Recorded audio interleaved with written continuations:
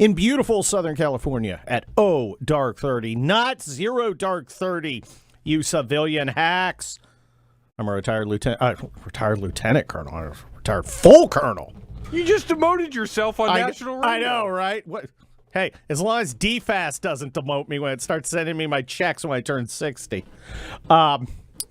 I'm also a noted Los Angeles trial lawyer. If you're watching on the Universe, you'll notice I'm not in my normal cargo shorts and flip-flops. I've got a nice shirt on. I have a tie and a jacket as well. And I will be doing a motion a little later today, big argument. I'm actually emerging from my corner office to do something instead of sending my associates off to slay the dragon. So that should be exciting. I am the senior columnist at townhall.com. You should check out my current article. It's right there today. Imagine if they hadn't lied to us for the last 18 months. Of course, I'm talking about masks, and we're going to talk about that a lot today because I think it's, Dwayne, I need to stay FCC compliant, don't I? Well, if you want to... If I ever want to come back. If you want to round out the week, yeah. The mask mandate is baloney. I am the author of the best-selling action novel, The Split. It's a conservative action novel with conservative guns, conservative liberal bashing, even conservative crocodiles. The Split. Go to Amazon and check it out. Are there any masks in the novel? Yes. Yes. There's COVID-23, isn't it? And COVID-23, and people are always wearing masks, and there's a bank robbery in it, and the hero and his new friends, it's like a great thing for bank robbers because you can walk around with a mask. Of course. So it's like it's a highly amusing novel about America split into red and blue in the next couple years, and a lot of it takes place in Boston. I've got more than a feeling. More than a feeling, more than a feeling. Now, that will not be the bumper. We got to discuss bumper music, too, a little later, because mine's all going to be good, but we're also going to do a tribute to Dusty Hill of ZZ Top, who passed away at 72. Died in his sleep, died in bed, probably not alone, knowing he's from ZZ Top. And we're going to miss him because those guys, real Texas rockers. And it's... yeah, I never thought I'd live long enough to see ZZ Top, by the ranch. I kind of felt that way about Tom Petty. I never thought I'd see that one hurt. That would hurt. What a great songwriter too. Yeah. Although he stole the "Rebel Without a Clue" line from Paul Westerberg of the Replacements, who was his opening act in the late '80s. Which song did he use that one on? He used it in one of his songs, and I forget which one.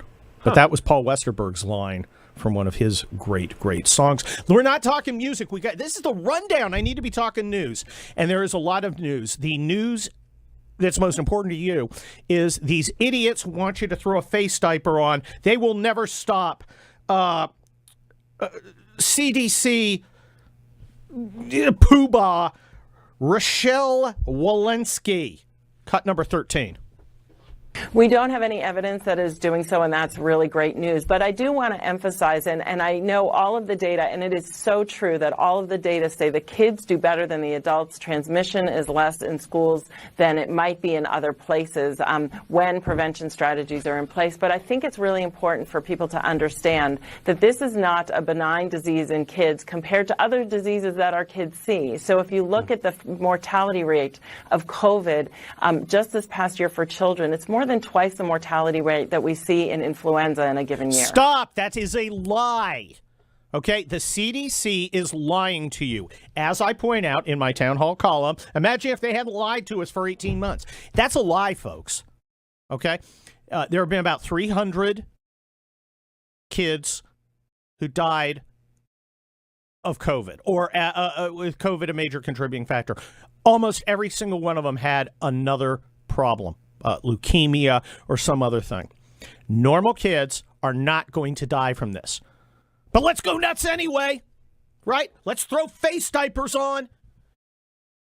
And of course, the teachers' union's right there to protect the interests of lazy teachers.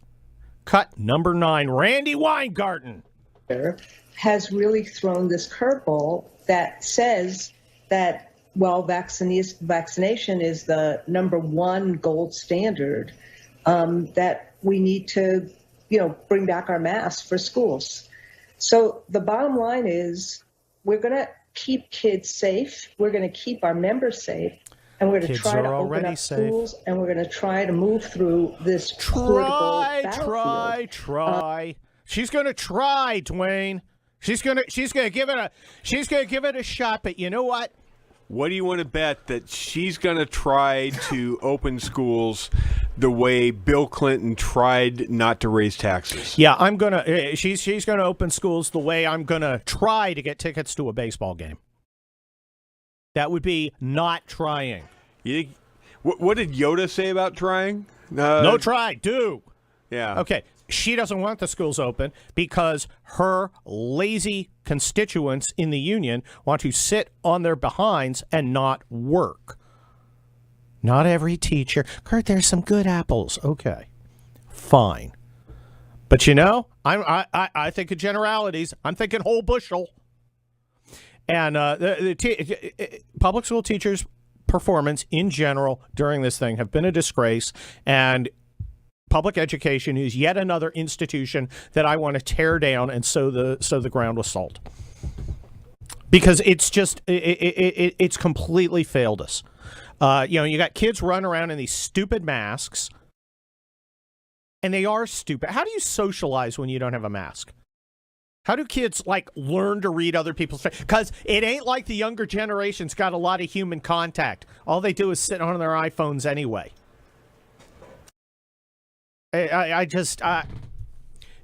hurting our kids because they are lazy and greedy and stupid. And it's got to stop. I strongly support the red governor revolt against these idiots. Because, DeSantis is like, hey, I'm not playing.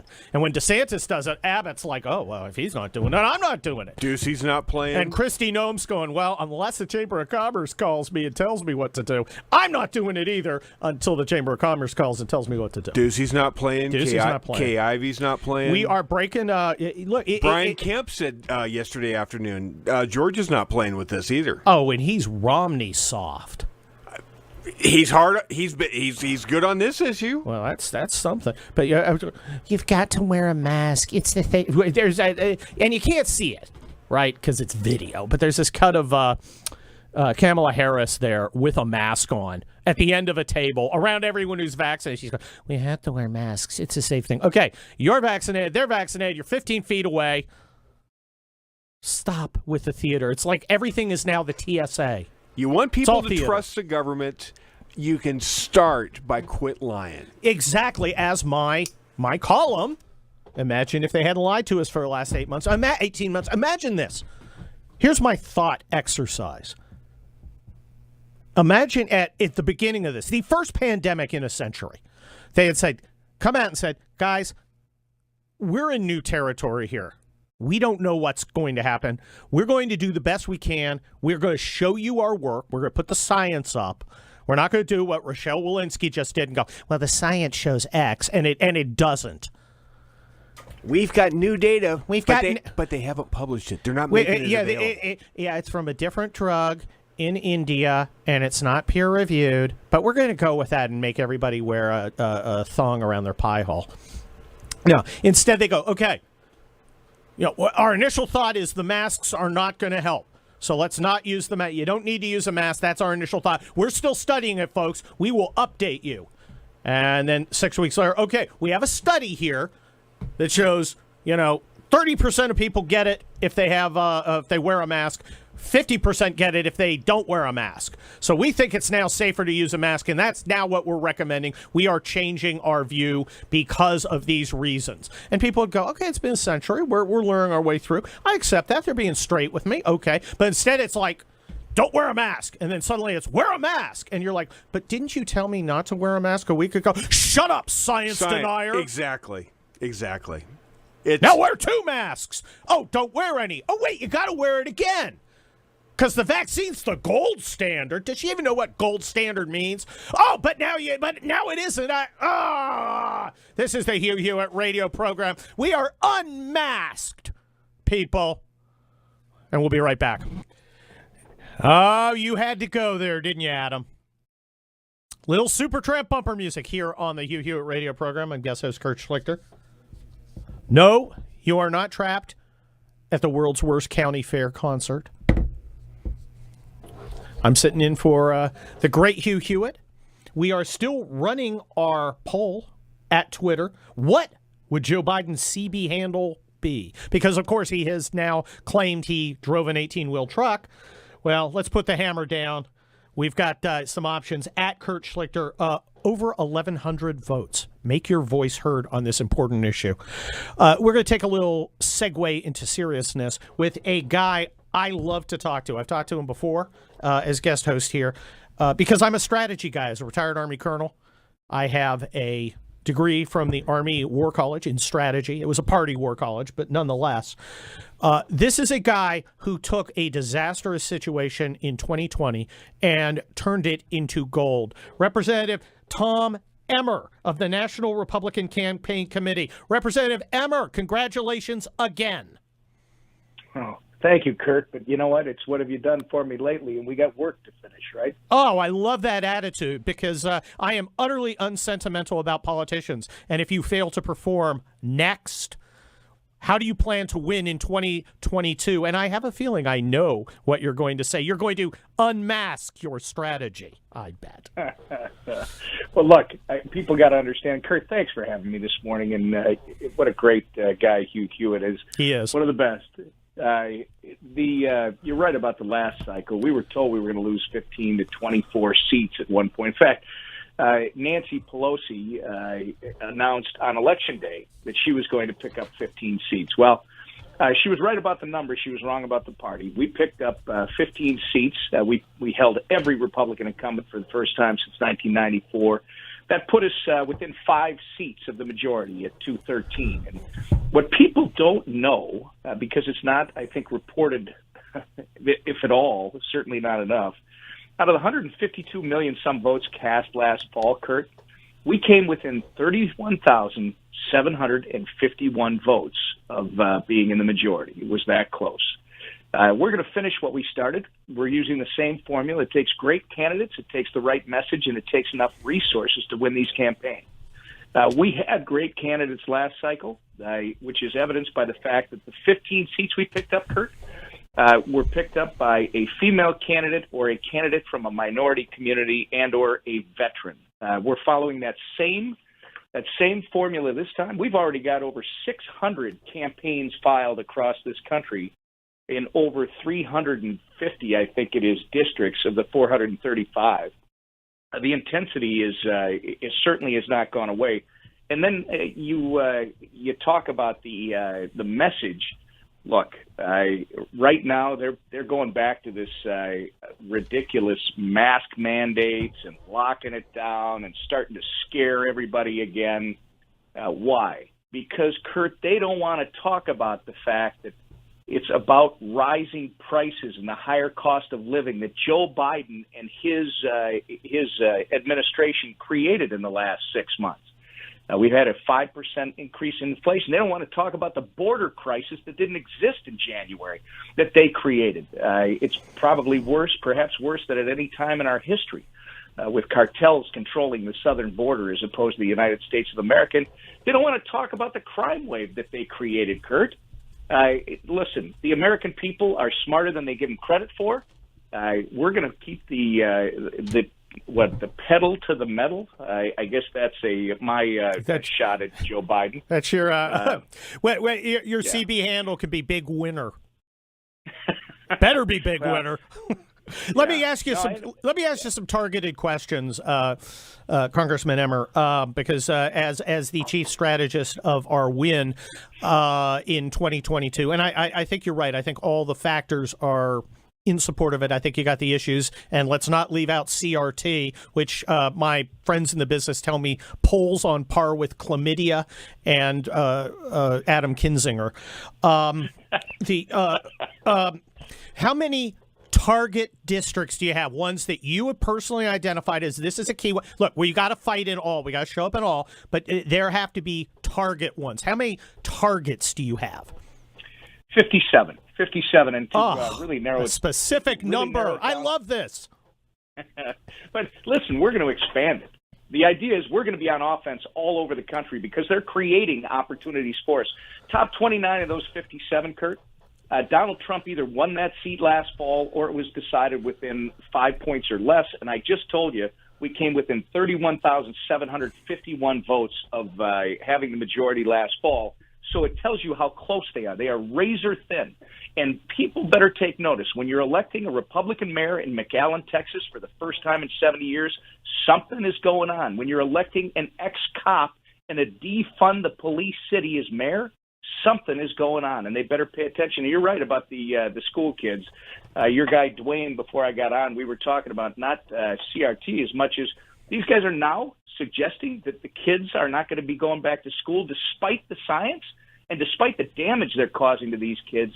They're siding with the powerful teachers' unions instead of supporting the children and their parents. That's going to cost them in 22. Oh, I love hearing that. Now, gerrymandering. There, we are redistricting. Politico read an article warning the Republicans about how dangerous it would be to gerrymander. I noticed how it's not dangerous for Democrats to do it. Are you committed to demanding ruthless gerrymandering in favor of Republicans? No games. Get in there and do it, because that's how the games play. I'm not a believer in two sets of rules. One set of rules, that's the rule. Are we going to do that, or are we going to? Oh, well, I don't want to upset Politico. Politico who? Yeah, exactly. Anyway, if we talk about redistricting, what Republicans really want is a fair and transparent process. We have never been as prepared for redistricting in this country as Republicans are this cycle. Why? Well, I got to be clear. I don't want a fair process. I want to win because that's the rule. That's the rule. So let's play by the rules. Let me ask you another question. Nancy Pelosi, yes, I think, has done great damage to the institution that you love, the House of Representatives. Can you give us an inside view of how the caucus feels about her unprecedented actions as Speaker of the House in trampling on minority rights? Listen, as the lame duck Speaker of the House, this will be her last term. Nice. And you should continue to let people know that she is the lame duck Speaker. Nice. She is trying to exercise her diminishing authority in any fashion she can, whether it's putting magnometers at the doors of the House of Representatives so we get searched before we go onto the floor, whether it's this ridiculous mask mandate that apparently we have more risk in the House chamber than they do right down the hallway in the Senate chamber because they're not following that same protocol. Listen, you have a situation, Kurt, I'm going to tell you, even though we may not be exactly in the same place on redistricting, because I believe it's fair and transparent, we're going to win the redistricting issue. There's no question. How many seats is that worth? Let me interrupt you. How many seats is that worth to us? Republican legislatures, Kurt, control 187 seats out of the 435 in the House. By comparison, Democrat-controlled legislatures only control 49.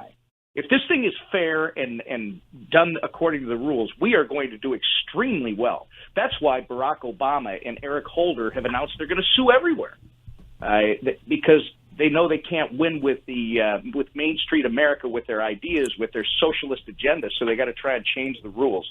But back to Nancy Pelosi, I think what you're going to find is when Republicans take back the House, we are going to have a process where we have to go back to put the institution back in order. And we're going to have to make sure that Democrats understand what Nancy Pelosi did. And we have to put in some guidelines and rules to make sure this never happens again. Well, that's good to know, Representative Emmer. You mentioned lawyers. I went and I worked for the president under Rick Grinnell in Nevada. I got there, and the Republican Party was absolutely unprepared. It was utterly unprepared for the fight, and it was terrible, and it cost us in great ways. We know what's going to happen in the gerrymandering fight. Are we, first of all, who is in charge of organizing our legal response as Republicans to this coordinated assault on redistricting? And have you been briefed on the plan to fight back? Well, listen, the one spearheading it would be Ronna McDaniel in the Republican National Committee, but we're all working a piece of this together. Whether it's Rick Scott over at the National Republican Senatorial Committee, our sister arm, I'll call him this morning, or it's I'll talk to him later. I love Rick Scott, and the thing that you got to understand, your listeners should understand, Kurt. For I think the first time in history. The three committees, Ronna McDaniel, the chair of the Republican National Committee, myself at the National Republican Congressional Committee, the House campaign arm, and Rick Scott in charge of the Senate campaign arm, we are all working together. We understand we get limited resources, so we got to be extremely efficient. And when you talk about this issue, I'm going to tell you exactly what I told the people you were working with in the White House a couple of years ago. You have to resolve these issues, whether it's redistricting or, more importantly, voting issues, election integrity issues, before the first vote. Yes. If you wait until one vote is cast, you are on the downside of the hill, and you're going to have a hard time climbing back up because they are going to shovel so much mud on top of you. The partners in the media. I listen to you, Representative Emmer, and I want to smoke and a cuddle because that's just exactly what I needed to hear. Look, if you want one bit of advice from a guy who was there picking up the pieces, you need to make sure they have a plan that you are satisfied with. Representative Tom Emmer, the mastermind behind our victory in the House last time, he's going to do it in 2022 big time. This is a Hugh Hewitt radio program. Stick around. Hugh Hewitt radio program. I am Kurt Schlichter, guest hosting. Senior columnist at Town Hall, retired United States Army colonel. It's my pleasure to welcome a friend and ally of our country, Dr. Michael Oren, former Israeli Deputy Prime Minister for Diplomacy. Dr. Oren, I have a number of your books on my shelf at home. That's good. It's good to be with you, Kurt. It's great to be with you. How's your novel doing? I don't have that quite yet. So the novel is out there. It's called To All Who Call in Truth. It followed a collection of short stories I had earlier this year, The Night Archer, and a novel that's coming out next year, hopefully. Another? Yep, another. COVID's great for writing. There's nothing else. It's the muse that keeps on forcing you to write. Well, Dr. Oren, we're getting kind of mixed messages about COVID here at home, and we're getting mixed messages about the status in our great ally Israel. How is COVID being handled there? Are you guys on the upswing? You guys were ahead of the pack before. How are you faring now? We're faring gingerly. That's the word I was using. Gingerly. Nice. Yes, because the numbers are going up. But you have to distinguish that actually the sort of the overall number of people who are testing positive and the people who are very sick and the people who are actually on ventilators are very small. But we've had our first COVID deaths in the last 2 days for the first time in a long time. Oh. I did a serology test yesterday to see whether my antibodies are still built up from the vaccinations I had in January. And I passed it. But the scuttlebutt here is that Netanyahu did not pass it, and that's why he's calling for a third vaccination. Wow. How is former Prime Minister Netanyahu's criminal problems going? Because he's been criminal problems are going swimmingly. These trials will go on forever. And if you ask me, personally, I don't think there's much to them. Some of these charges would never be brought to court in the United States. The question of gifts. And even though probably the most serious charge against him is that somehow he gave favors to a communications company on a tender acquiring another communications company in return for favorable coverage in one of its papers. That's as simple as I can render it. It's very complicated. But it begs the question, what objective criteria can you bring to bear on positive coverage? It's so subjective. And what does that mean? And I think we'd have a hard time bringing that to any type of conclusion in the American court. We'll see what happens in Israel. Dr. Oren, there's a new coalition in power, and it seems to me to be fairly precarious. How is it doing? And are you surprised it's made it this far? Well, I said to Hugh earlier in the year, I said, if it makes it 2 weeks, it's liable to make it 2 months. If it makes it 2 months, it's liable to make it 6 months. It's passing the 2 month mark. And it's done pretty well. The big issue is how it's going to pass the state budget. If it cannot pass the state budget, we'll have to go to elections. That's Israeli law.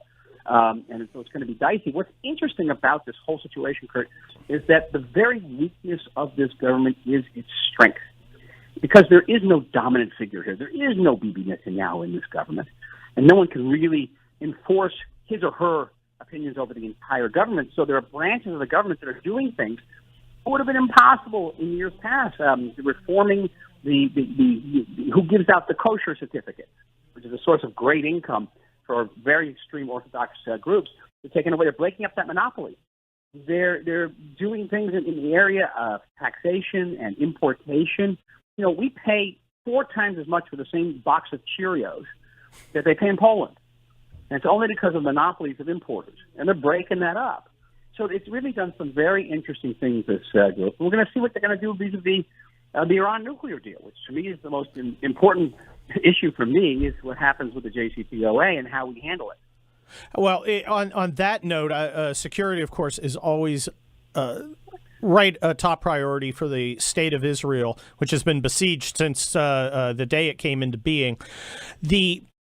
Early on in the Biden administration, someone floated the trial balloon of giving back the Golan Heights. And as a retired Army colonel who idolizes Avigdor Kahalani from the 73 war and read his book, Heights of Courage, before I took command of my battalion, to learn exactly how you do this job. It's mind-boggling. How is Israel dealing with an administration that contains people who despise Israel? Well, put it this way. It was a trial balloon. The administration quickly walked it back, or even whether it denied it was a trial balloon. I like to think that I played a very instrumental role in securing America's recognition of Israeli sovereignty on the Golan Heights. It was an issue with which I ran on my platform for Knesset in 2015, and then went to the White House repeatedly on the issue. And so I was that for me is a very personal issue. And when I first heard that rumor, I was, of course, crestfallen. Israel's position on the Golan Heights is essential not just for Israeli security. It's essential for the security of Jordan, for Saudi Arabia. Yes. Without Israel there, the mess of Syria, the hell of Syria, bleeds down into the entire Middle East. With it, the Iranians. All you have to do is look at a map, and you understand. But, of course, these guys have largely never done anything in their life except be in government and write for leftist websites. Dr. Michael Oren, thank you very much for being here on the Hugh Hewitt radio program this morning. I'm guest host Kurt Schlichter. We've got another hour of this insanity. Senator Rick Scott's coming up. Stick around. Thank you, Hugh Hewitt. No, I'm energized. I've got my coffee. I've got my Twitter account open where I am watching our poll. What will Joe Biden's CB handle be? We've had 1,680 people weigh in. Go to @Kurt Schlichter. Add your vote as to Joe Biden's CB handle, since he now claims he drove an 18-wheel rig for reasons that are absolutely beyond me, how this ever occurred to him and why. Who am I? Senior columnist at townhall.com, retired Army colonel, noted Los Angeles trial lawyer, author of The Split, the conservative action novel. I am glad to welcome a guest who seems to come on every single time I guest host for Hugh Hewitt. He's in the Navy, or was in the Navy. Don't hold that against him. Senator Rick Scott. How are you, Senator? Good morning. I guess, was it a hard year to get into the Navy? That's why you did the Army? My whole family was Navy. I was the green sheep. I went Army. Well, my dad did all the combat jumps in the Second World War with the 82nd Airborne. He told me how great the food was, so I joined the Navy. I did 5 jumps. I got the badge, and I impressed girls. That was pretty much my whole airborne career. Senator Scott, you are in charge of a very important mission, which is not only keeping 50 seats in the Senate, but expanding into a majority. I want to be specific. Let's talk about some of the races that we know are out there, and selection of candidates is key. Are you going to talk Chris Sununu into running against Maggie Hassan in New Hampshire? I think Chris is going to run. Very successful governor, very popular governor. Hassan is I think she's underwater in the public polls, just in her favor, unsafe. Not a popular person in New Hampshire, and on top of that, she doesn't vote the way New Hampshire votes. I mean, I was talking to Chris Sununu the other day, and I was joking to him about taxes. He says, we want to cut every tax we can. Well, Hassan wants to raise every tax she can. I mean, look at the government spending. I mean, New Hampshire watches their money. Hassan spends money like it's going out of style. She votes 100% with Chuck Schumer. Chuck Schumer wouldn't get elected in New Hampshire, and that's if they reelect Hassan, they're electing Chuck Schumer. That's what they're doing. So I think Chris is going to run. I'm hopeful he's going to run. I don't have any inside knowledge, but I think he's going to run. He cares about this country, and he'll have a big win. Senator Scott, how about Ron Johnson? Is he going to fight for his seat? And if he doesn't, do we see, I don't know, maybe friend of the show Mike Gallagher slipping in there? Yeah, right now I'll be surprised if Ron doesn't run. He works hard. He's raising money. He clearly cares about this country. He is so passionate about watching how money is spent. The Republican senators get together for lunch the days we're up here, and we're talking about the infrastructure bill yesterday, and Ron is so passionate about making sure that we don't waste your money. I just can't imagine him not running. But if Ron doesn't run, I know there's other people that want to run, but I'm very hopeful that Ron will run. He's a friend. I agree with him. He's a business guy like I am, and he believes in fiscal responsibility. Pennsylvania has a lot of Republicans running, including my friend Sean Parnell. The Democrat who's in right now, Fetterman, seems to be raising a lot of out-of-state money. That's definitely going to be a battleground. How do you see Pennsylvania playing out? Well, we've got good candidates in there. We got Jeff Bartos in, Kathy Barnett in, Sean Parnell's in. We've got Ambassador to Denmark, Carla Sands in. So we've got great Republicans running. If you look at, we didn't win the presidency, but we did win down ticket this last cycle. And so I think we're going to do well in Pennsylvania. And again, I think it's going to be a great Republican year. If you look at all the polls, you can go to nrsc.org/poll. We put up on our website our national polls. Independents have completely rejected the Democrats. And so in a generic ballot we did in the battleground states, we're up, I think, 5 or 6 points already. Wow. So we get good candidates out of the primaries. We're going to win across the country. How about Nevada? Is my friend Adam Laxalt going to jump in? I think everything I know, I think he's going to get in. We've got other individuals have gotten into the race. We've got Sharon Mendenhall in the race. We've got Captain Sam Brown in the race. Cortez Masto only won by 2 points last time, 2 percentage points last time, 4 years ago. I think Adam's going to run, so we'll have a great group of people running. And I think whoever gets out of the primary is going to have a big win. Excellent. How about Arizona? Because Arizona, they keep telling me it's turning purple. I don't know about that. I don't believe that at all. First off, we've got some great people running. We've got businessman Jim Lehman running, former head of the Arizona National Guard, Mike McGuire, Attorney General Mark Vonovich, and then businessman Blake Masters. And there's always the chance that Doug Ducey will get in the race, although he says he's not. So we've got great people running. Mark Kelly is voting 100% with Chuck Schumer. He voted against border security in a border state, which is not popular. And some of the people that he's voting for on confirmations, I mean, you would never, ever pick these people. Arizonans would never pick these people. So I think as long as we raise our money, get a good person out of the primary, which I think we will, we'll beat Mark Kelly. One more specific state, Missouri. There you've got Eric Greitens, who's got some baggage. You got Eric Schmidt, who we've had on the show, and a very impressive guy, and you got some other folks. How is the NRSC going to handle the? We're not going to get involved in the primary. Okay. But we've got, on top of that, we've got Mark McCluskey. He was the guy that defended his house. Right. And then we've got Vicki Hartzler, who's a congresswoman. And so we've got great candidates in there. I think it'll be clearly a contested primary, but I think Missouri is clearly a Republican state. Even ex-Senator Claire McCaskill said she didn't consider Missouri a swing state anymore. So I think we're going to have a big win there. And part of it is we got to get good candidates, raise our money. We are. The NRSC raised $51 million the first 6 months, which is a record. We have $19 million more dollars in the bank than the Democrat Senate Committee does right at the end of June. People are helping us. We've had over 600,000 donations. Our candidates are raising money. So we just, run. And we got to say, what are we for? And then we got to talk about all the bad stuff the Biden and Democrats are doing. We win. Senator Rick Scott, you properly do not interfere in primaries. That's not your job. But I know you probably talk to these folks. Do you let them know that you expect a vigorous primary, and then you expect the people who didn't prevail to support the winner? That's Absolutely. your standard. We're here to win. We're here to win the seat, and the NRSC is going to help whoever wins the primary.